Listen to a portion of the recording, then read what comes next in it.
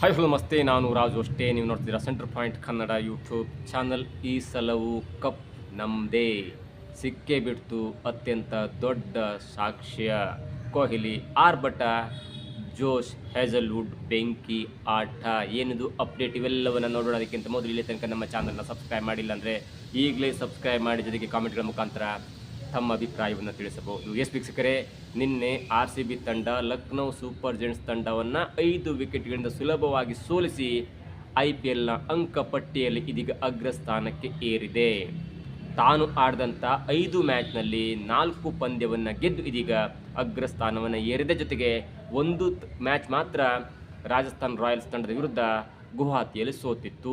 3 match ನಮ್ಮ RCB ಆಡಿದ್ದು ಚಿನ್ನಸ್ವಾಮಿ ಸ್ಟೇಡಿಯಂನಲ್ಲಿ. ಆ 3 ಮ್ಯಾಚನ್ನು ಗೆದ್ದಿದೆ. ಮತ್ತೊಂದು ಮ್ಯಾಚ್ ಮುಂಬೈ ವಿರುದ್ಧ ವಾಂಖೇಡೆಯಲ್ಲಿ ನಡೆದಿತ್ತು, ಅದು ಕೂಡ ಗೆದ್ದಿತ್ತು.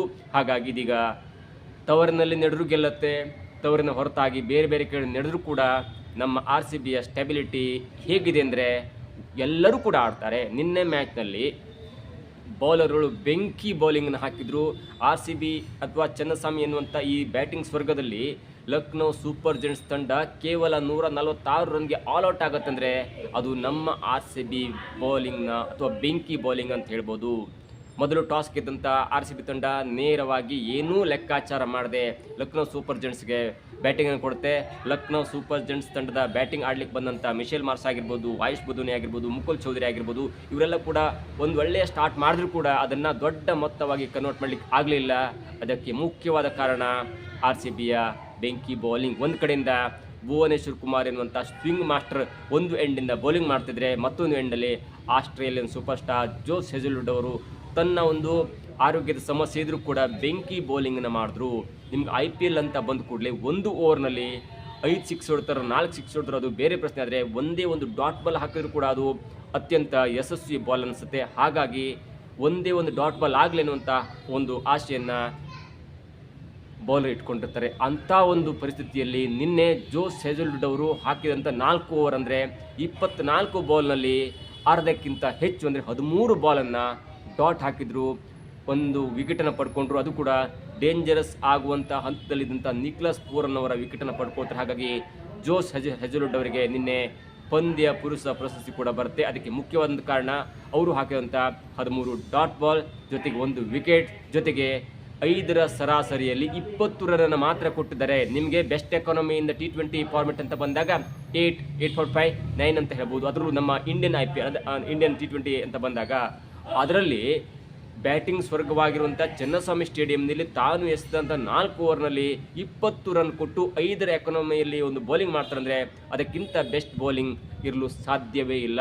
T20 ಅಂದ್ಕೂಡಲೇ ಬ್ಯಾಟ್ಸ್ಮನ್ಗಳ ವೈಫಲ್ಯದಿಂದ ಕೆಲವೊಂದು ವಿಕೆಟ್ ಬೀಳುತ್ತೆ. ಹಾಗಾಗಿ ವಿಕೆಟ್ಗಳ ಮಾನದಂಡವನ್ನು IPL ನೋಡಲ್ಲ, ಬರೀ ಡಾಟ್ ಬಾಲ್ಸ್ ಮತ್ತು ಎಕಾನಮಿಯನ್ನು ಮಾತ್ರ ನೋಡುತ್ತೆ. ಹೀಗಾಗಿ ನಿನ್ನೆ ಆಡಿದಂಥ ಒಂದು ಪಂದ್ಯದಲ್ಲಿ ಜೋಶ್ ಹೇಜಲ್ವುಡ್ ಅವರಿಗೆ ಪಂದ್ಯ ಪುರುಷ ಪ್ರಶಸ್ತಿ ಕೂಡ ಬಂದಿದೆ.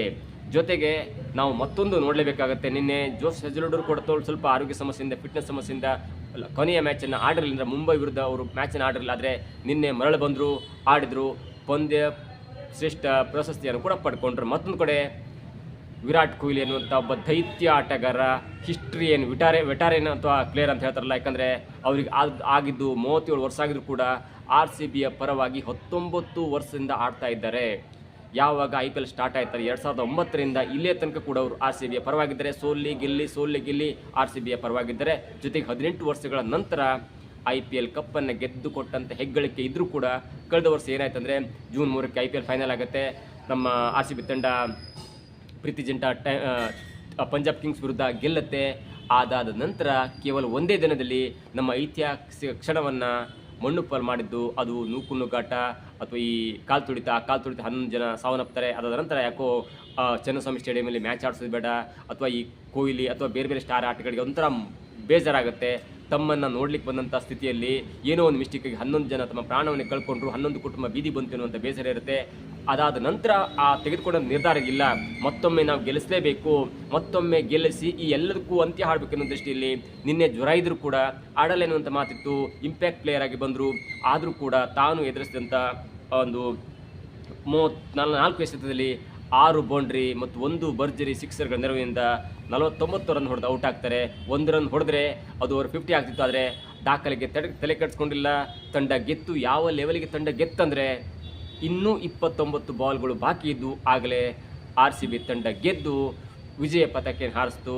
ಈ ಜಯ RCBಗೆ ಒಂದು ಮಾನಸಿಕ ಸ್ಥೈರ್ಯವನ್ನು ಕೊಟ್ಟದಕ್ಕಿಂತ ನಾವು ಈ ಸಲ ಕಪ್ಪನ್ನು ಗೆದ್ದೇ ಗೆಲ್ತೇವೆ, ಈ ಸಲವೂ ಕೂಡ ಕಪ್ ನಮ್ಮದೇ. 18ನೇ ಆವೃತ್ತಿಯಲ್ಲೂ ಕಪ್ಪನ್ನು ಗೆದ್ದಿದ್ವಿ, 19ನೇ ಆವೃತ್ತಿಯೂ ಕೂಡ ನಾವು ಕಪ್ ಗೆಲ್ತೇನೆ ಅಂತ ಮಾನಸಿಕ ಸ್ಥೈರ್ಯ ಕೊಡ್ತು. ಯಾಕಂದರೆ ನೀವು RCBಯ ಈ ಚೆನ್ನಸ್ವಾಮಿ ಸ್ಟೇಡಿಯಂ ಅಂತ ಬಂದ ಕೂಡಲೇ ಎಂಥ ಒಂದು ಸೋತಂಥ ಟೀಮ್ ಕೂಡ ಇಲ್ಲಿ 180, 170ಕ್ಕಿಂತ ಅಥವಾ 180, 190 ರನ್ ಹೊಡೆಯುತ್ತೆ. ಅಷ್ಟರ ಮಟ್ಟಿಗೆ ಇದು ಬ್ಯಾಟಿಂಗ್ ಸ್ವರ್ಗ. ಅಂಥ ಒಂದು ಬ್ಯಾಟಿಂಗ್ ಸ್ವರ್ಗದಲ್ಲಿ ಭುವನೇಶ್ವರ್ ಕುಮಾರ್ ಎನ್ನುವಂಥ ಸ್ವಿಂಗ್ ಮಾಸ್ಟರ್ ಆಗಿರ್ಬೋದು, ರಶಿಕ್ ದರ್ ಎನ್ನುವಂಥ ಒಬ್ಬ ಬೌಲರ್ ಆಗಿರ್ಬೋದು, ಅವರಿಗೆ 4 ವಿಕೆಟ್ ಬಿತ್ತು, ಭುವನೇಶ್ವರ್ ಕುಮಾರ್ ಅವರಿಗೆ 3 ವಿಕೆಟ್ ಬಿತ್ತು.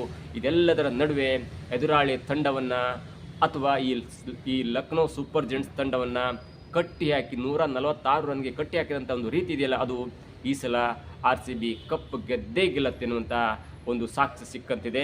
RCB ಪರವಾಗಿ ಯಾರಿದ್ದಾರೆ ಎಲ್ಲವೂ ಕೂಡ ತಿಳಿದಂಥ ವಿಷಯ.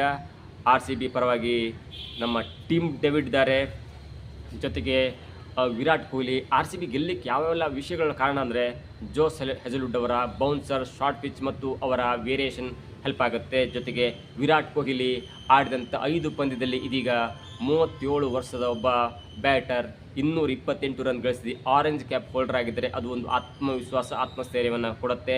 ಇನ್ನು ರಸಿಕ್ ದರ್ ಅವರ ಬೌಲಿಂಗ್, ಅವರು ವಿಶಿಷ್ಟ ರೀತಿಯಲ್ಲಿ ಬೌಲಿಂಗ್ ಮಾಡ್ತಾರೆ ಮತ್ತು ವಿಕೆಟ್ ಟೇಕರ್ ಎನ್ನುವಂಥ ಹೆಗ್ಗಳಿಕೆ ಕೂಡ ಅವರಿಗೆ ಪಾತ್ರರಾಗಿದ್ದಾರೆ.